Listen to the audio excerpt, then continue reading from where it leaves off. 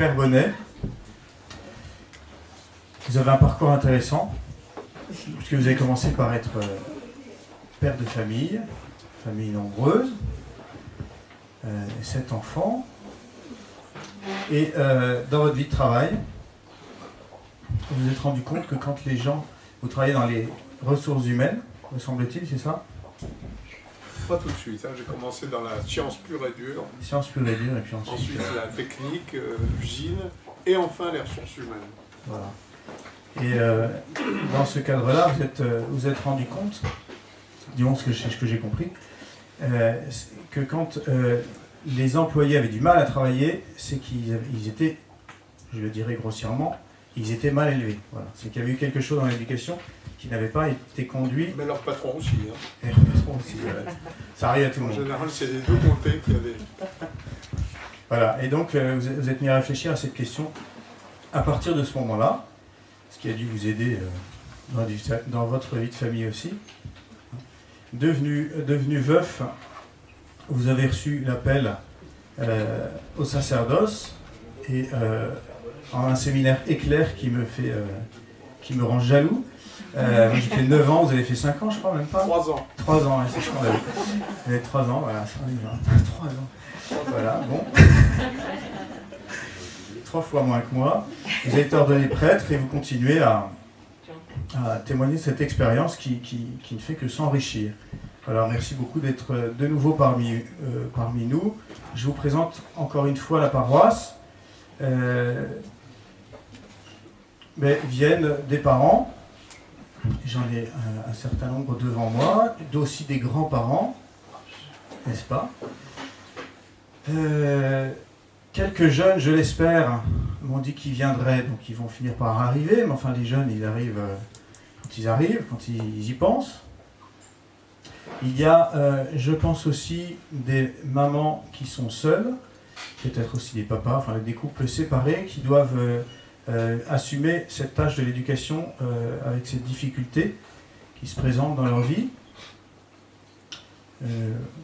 Voilà comment je vous présenterai un petit peu la paroisse. Merci d'être là cette fois-ci encore pour nous présenter la deuxième étape sur 3 dans l'âge de l'éducation des enfants.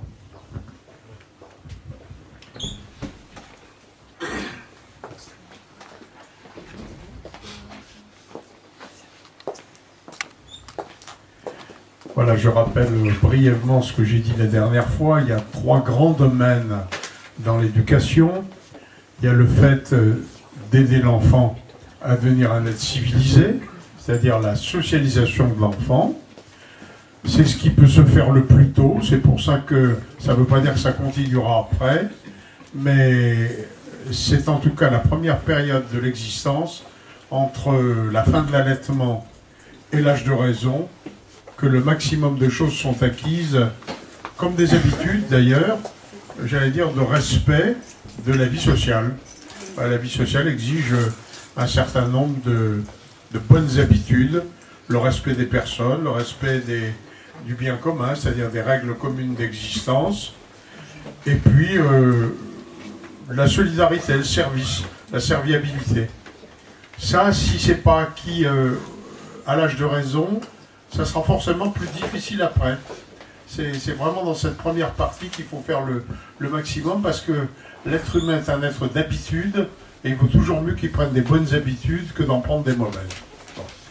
Le deuxième thème qui est important, qu'on peut à peine commencer dans la première partie, c'est la structuration de la personnalité. Faire des gosses qui ont un moi fort, comme disent les psychologues, c'est-à-dire qu'ils sont capables, tout en étant des êtres civilisés et en étant capables de s'intégrer dans n'importe quelle cellule de société, de tailler leur route à eux. Ouais, d'être capables d'abord de ne pas gober n'importe quelle mode, n'importe quelle sottise dite par les médias et tout, qui ont une capacité d'esprit critique, une personnalité mature. C'est un élément extrêmement important aujourd'hui où Tony Anatrella a remarqué une baisse de la maturité il y a déjà une quarantaine d'années, et notamment chez les mâles. Il y a une très, très forte baisse de maturité chez les jeunes hommes aujourd'hui. Donc, ce qui explique pas mal de soucis que se font les femmes.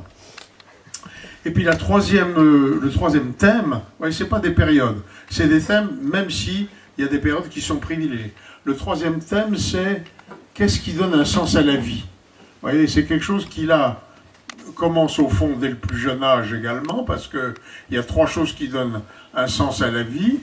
Il y a le travail, l'effort, ouais, la capacité de se forcer à faire des choses et tout, de façon à acquérir une légitime compétence, des points forts et tout, ça c'est capital, alors on va le voir.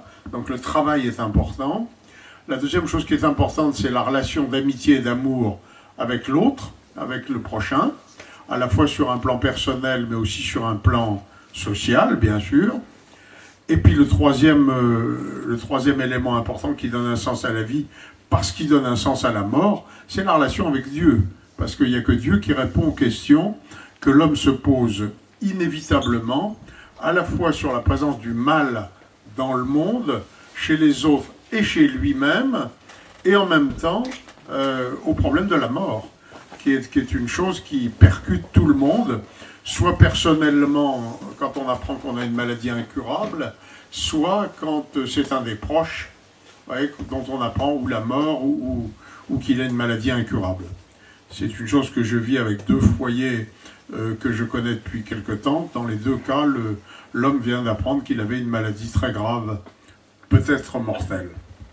Donc la construction de l'éducation d'un enfant se fait sur ces trois thèmes, mais l'expérience montre que le premier thème, la civilisation de l'être dont nous avons parlé la dernière fois, c'est forcément vital pendant la première période, mais nous verrons qu'après ça, il faut faire des piqûres de rappel, notamment pendant l'adolescence, et j'en parlerai aujourd'hui.